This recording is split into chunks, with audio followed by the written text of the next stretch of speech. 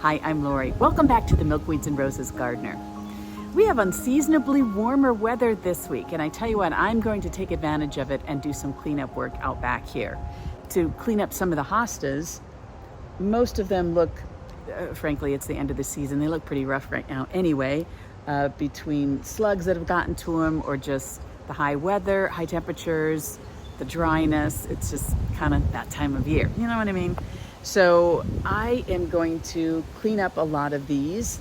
I'm going to leave in place as long as possible some of the newer ones that I've planted, just because the soil is warm and I want them to grow some of their roots and take advantage of this weather while I can. But the ones that are established that I can clean up safely for winter, I'm gonna go ahead and put those to bed for now.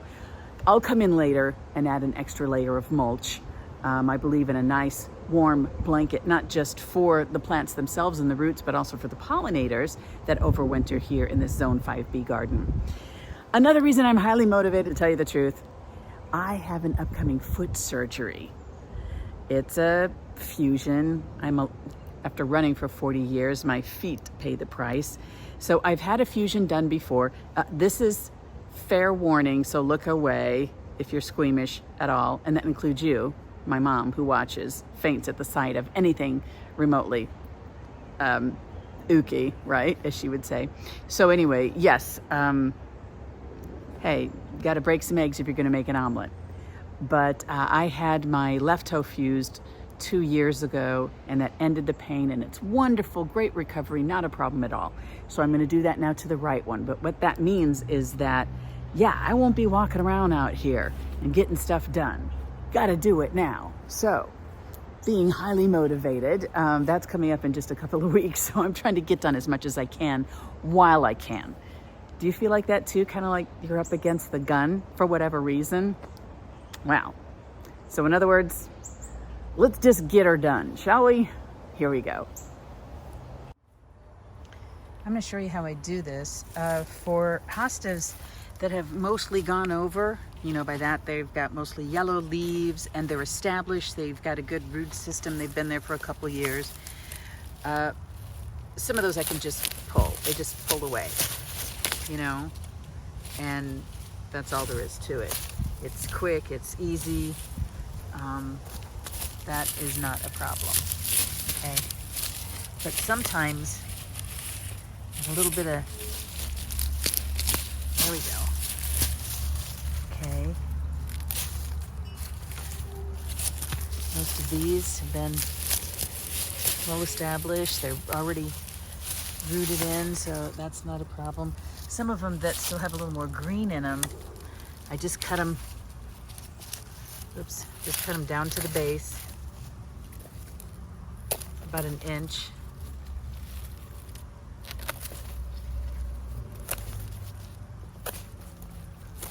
Not as good as Laura on Garden Answer, one-handing these jobs, you know what I mean? She can use a camera and just with one hand do everything. I don't know how she does it. Lots of practice, I guess. Okay, so let me take a look at what we've got here for the roots, for the base. I leave a good inch or two at least above the top and just let them die back on their own naturally. Okay. And here we go, these, yeah, I think these are gonna need some scissors.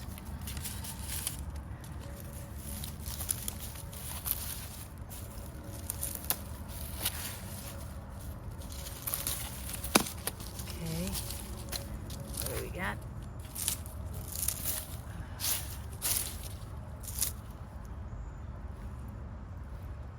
Just your garden variety Felcos here that I use for rose trimming. I cleaned them up for that and disinfect them and use them for roses too. So obviously have some more work to do. We'll get that done, but one garden bed at a time. Okay, so my compost bin for yard waste is full, so that will probably have to do for now. And also, you know, at my age, I have learned to just do things in stages for the sake of my back or whatever. Are you like that too? Anyway, pace yourself and you'll be gardening a lot longer. And isn't that the whole idea? All right, let me show you how we how I have cleaned some things up right now.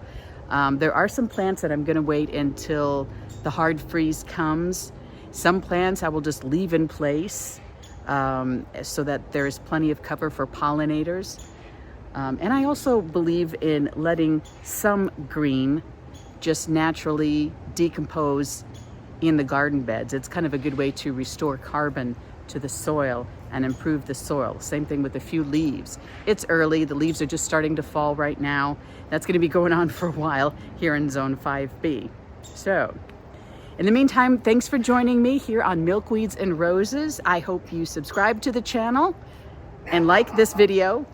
Oh, there we go. My friend's got something to say. As always, don't you, Gabe? Yes. More work to do. We'll see you next time.